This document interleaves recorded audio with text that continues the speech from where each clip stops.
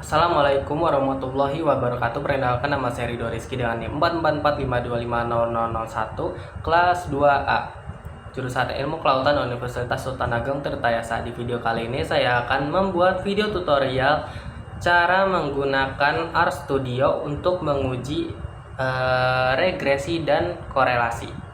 Oke, langsung saja. Di sini saya sudah membuka RStudionya. Lalu kita buka terlebih dahulu Excel yang menyimpan data kita. Di sini ada 50 data masing-masing, baik harga ikan maupun permintaan ikan kakap. Langsung kita Ctrl+C saja. Langsung ke RStudio. Kita ketik pagar. Ini untuk identitas saya yang tidak akan berpengaruh ke datanya, ke penghitungan datanya. Rizky 444525001, enter. Lalu tanda pagar, kita ketik regresi dan korelasi.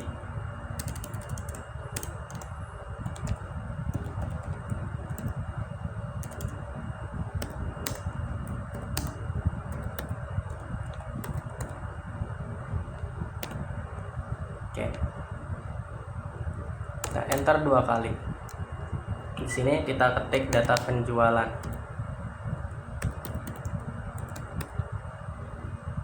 sama dengan read. Kita klik yang dalim. Untuk read dalim ini fungsinya untuk membaca tabel Excel yang kita punya, tabel data Excel yang kita punya ya.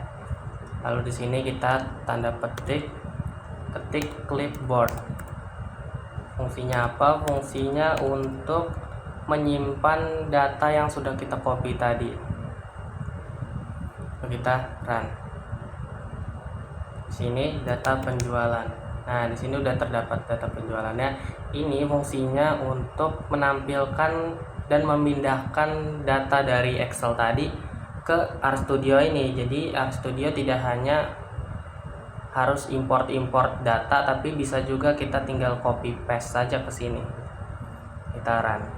Nah, tuh langsung ada data-datanya sampai 50. Situ ketik lagi data penjualan. Nah, klik ini data penjualan sama dengan data frame.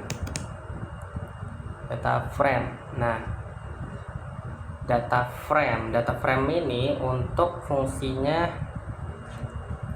untuk membuat tabel di RStudio. Habis data frame, kita ketik data penjualan.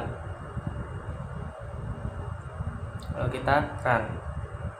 Habis itu kita ketik Y sama dengan data penjualan. Lalu kita dolarkan permintaan ikan. Kenapa permintaan ikan? Jadi Y sama dengan ini sintaks untuk mengubah si permintaan ikan kakap ini menjadi variabel Y atau variabel terikat. Nah, lalu kita run. Lalu ini X sama dengan data penjualan.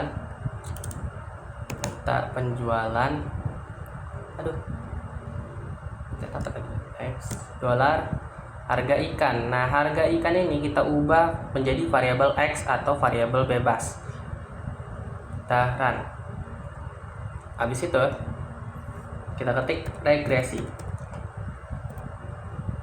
sama dengan LM buka kurung Y, lalu spasi, wave atau gelombang, lalu X, lalu run. Habis itu kita ketik regresi. Nah, regresi XY itu fungsinya untuk membuat model regresi. Kalau regresi itu buat memerintah data yang kita punya untuk membuat regresinya gitu. seperti itu. Nah, all I'm from mobile web. Nah, oke. Kita lanjut summary. Kita klik, kita masukkan regresi tadi. Nah, ini ada paling bawah, regresi.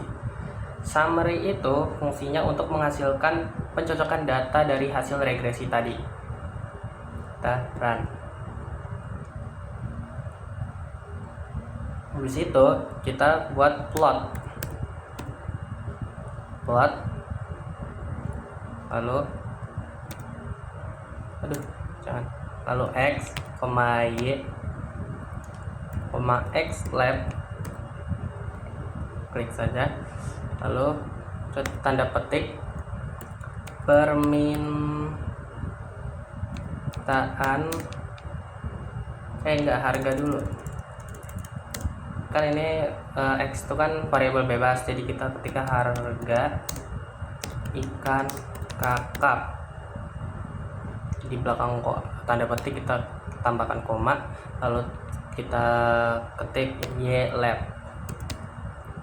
Nah, y lab sama dengan tanda petik lagi permintaan, karena itu variabel terikat kan, permintaan ikan kakap.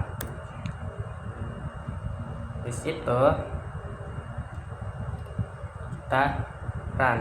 Nah, plot tadi itu untuk menghasilkan ini namanya plot sketcher atau sketcher apa ya namanya? Namanya sketcher plot, ya bener, sketcher plot. Habis itu kita outline, kita buat garisnya, outline x, y, bukan outline regresi.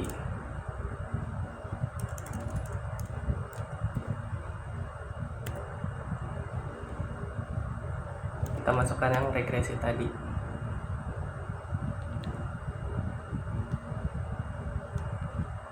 Kita run. Nah, outline itu fungsinya untuk membuat garis dari regresinya, apakah si regresi ini berurut atau enggak gitu. Habis itu terakhir kita tulis core x, y, lalu kita run. Core itu untuk menunjukkan korelasinya, itu untuk menghitung korelasi dari semua, baik dari permintaan ikan maupun harga ikan. Oke, lanjut. Nah, di sini saya akan menjelaskan hasilnya. Oke, di hasil ini kita mendapatkan 1160 di koefisiennya, 1,160 E plus 02. Ini dibacanya 116.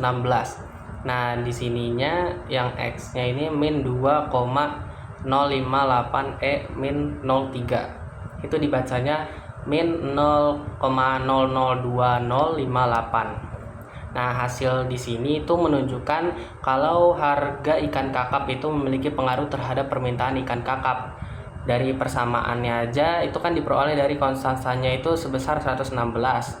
Sedangkan dan koefisien regresinya itu sebesar 0,002058. Nah, tanda negatif ini itu berasal dari hubungan antara harga dan permintaan yang bersifat berlawanan arah atau berbanding terbalik, sehingga ketika harga ikan kakap itu naik, maka permintaan ikan akan menurun. Sebaliknya, apabila harga menurun,